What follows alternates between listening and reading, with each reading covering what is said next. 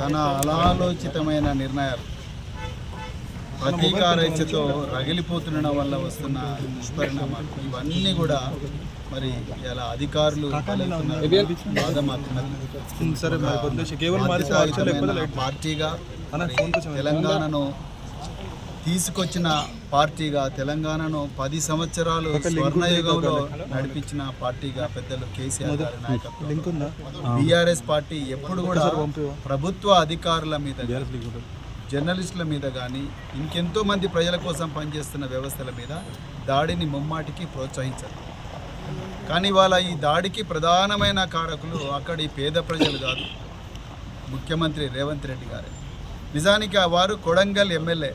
మరి Kodangal MLA MLA గారికి ఉన్న ఆరాటం కూడా మరి ఎమ్మెల్యే గారికి లేదు.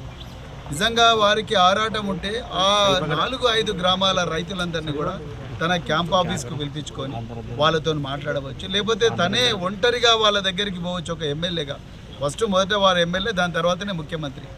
కానీ ఆ రైతులు ఈయనను కలిసే పరిస్థితే లేదు. కలవాలనుకున్న ప్రతిసారి కూడా పోలీసు వాళ్ళని అడ్డం పెట్టి వాళ్ళందరినీ అరెస్ట్ చేయడం, మరి అధికారులను నమ్ముకొని అధికారులే కవచంగా ఉండి ముఖ్యమంత్రి తన నిర్ణయాలు తాను తీసుకుంటున్నాడు. ఇలా మరి అధికారులను ముఖ్యమంత్రి తన అనాలోచితమైన నిర్ణయాలకు అధికారులను మానవ కవచంగా వాడుకుంటున్నాడు.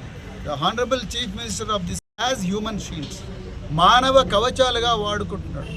ఇలా రైతులకు అధికారులతో ఏం పంచాయతీ ఉంటుంది, వాళ్ళ మీద ఏం కోపం ఉంటుంది వీళ్ళకు? కానీ వాళ్ళ భూమి పోతున్నది. వందలాది సంవత్సరాల నుంచి బల్లులు కూడా గుడ్లు పెట్టని భూములను పోడు చేసుకొని రాత్రింబవళ్ళు కష్టపడి పాము గరిచినా, తేలు గరిచినా, ముళ్ళు గుచ్చినా, ఏం గుచ్చినా కూడా, నడుము నొప్పున్నా కూడా, కాళ్ళ నొప్పులున్నా, కీళ్ళ నొప్పులున్నా ఆ భూమిని కాపాడుకుంటూ వస్తున్నారు. ఆ భూమిని ఇలా 19,000 ఎకరాలు. ఇప్పుడు మా పెద్దలు గౌరవ మాజీ స్పీకర్ గారు, లీడర్ ఆఫ్ అపోజిషన్ పెద్దలు మధుసూనాచారి గారు చెప్పినట్టుగా 19,000 ఎకరాల భూమి ఆల్రెడీ ఫార్మా సిటీ కోసం ఉన్నది. మరి ఆ భూమిలో ఫార్మా కంపెనీలు పెట్టకుండా ఈ కొడంగల్లో ఈ 1,200 ఎకరాలు ఈ పేద గిరిజన బిడ్డల దగ్గర నుంచి, మిగతా వాళ్ళంతా పేద ప్రజల దగ్గర నుంచి ఎందుకు తీసుకోవాలో అవసరం ఏమున్నది? ముఖ్యమంత్రి గారు అది తెలంగాణకు వివరించడం లేదు. పోనీ ఆ రైతులతో మాట్లాడే ఓపిక లేదు. రైతులందరూ ఇలా కొట్టుగా చేస్తూ ఉంటే, వాళ్ళు బాధతో ఏడుస్తూ ఉంటే, పత్తి చేతికొచ్చింది, ఇలా వరి కోతల కాలం, ఇలా రైతులందరినీ తీసుకుపోయి పోలీస్ స్టేషన్లో పడేసిండ్రు. రేపు వాళ్ళని జైల్లో పడేస్తారు.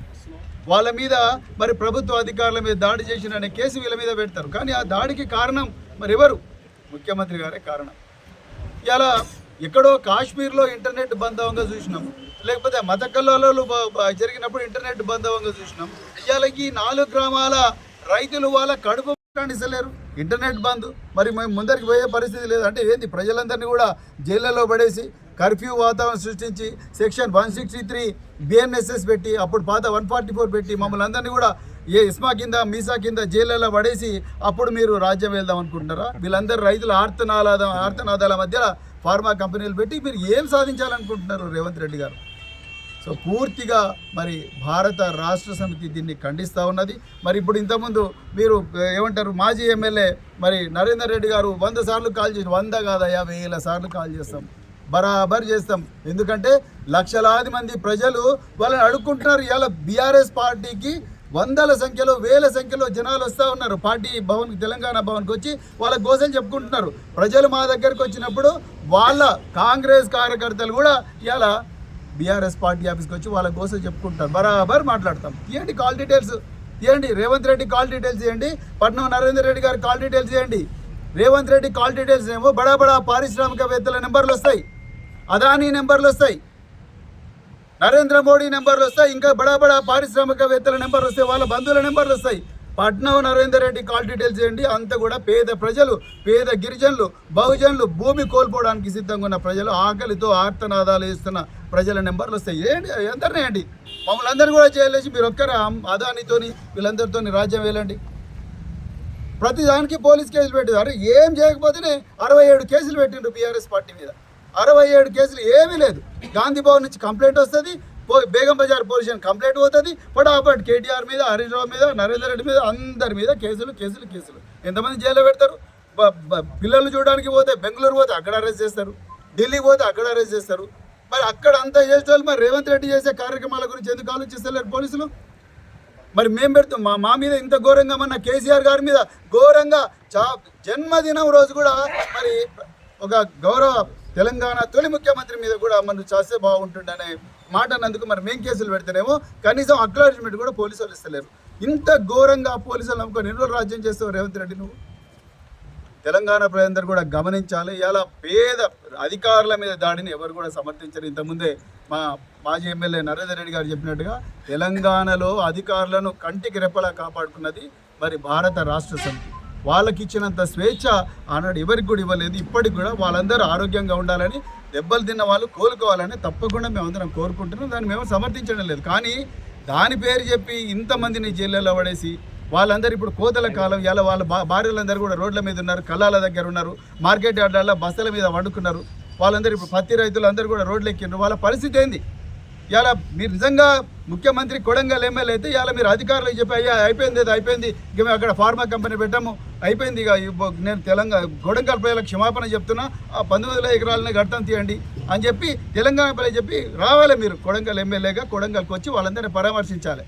అంతే తప్ప పోలీసు వాళ్ళని పెట్టి మమ్మల్ని ఆపితే ఏమొస్తుంది? సో దీన్ని పూర్తిగా భారత రాష్ట్రం ఖండిస్తున్నది. రాబోయే రోజుల్లో ఈ పేద ప్రజల పక్షాన్నే తప్పకుండా బీఆర్ఎస్ పార్టీ ఉంటుంది. ప్రజలకు ఏ సమస్య ఉన్నా కూడా మరి స్థానిక బీఆర్ఎస్ నాయకులందరూ కూడా చెప్పాల్సిందిగా కోరుకుంటూ జై తెలంగాణ.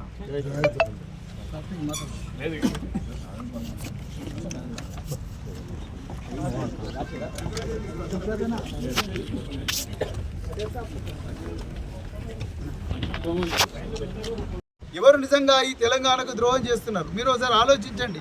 ఎవరి కోసం ఈ 1200 ఎకరాలు తీసుకుంటున్నారు? ఎవరి జీవితాలు, ఎవరి కోసం, ఎవరి జీవితాల్లో మట్టి కొడుతున్నారు? మీరు ఒక్కసారి ఆలోచించండి. నిజంగా మీకు ఏమాత్రం ధ్యాస ఉన్నదా తెలంగాణలో ఏం జరుగుతున్నదో?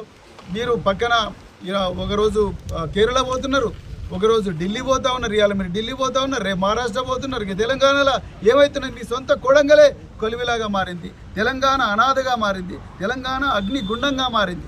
ఎవరికి చెప్పుకోవాలి ప్రజలు ఈ బాధలని? ఇలా మేము వచ్చింది ఎందుకోసం?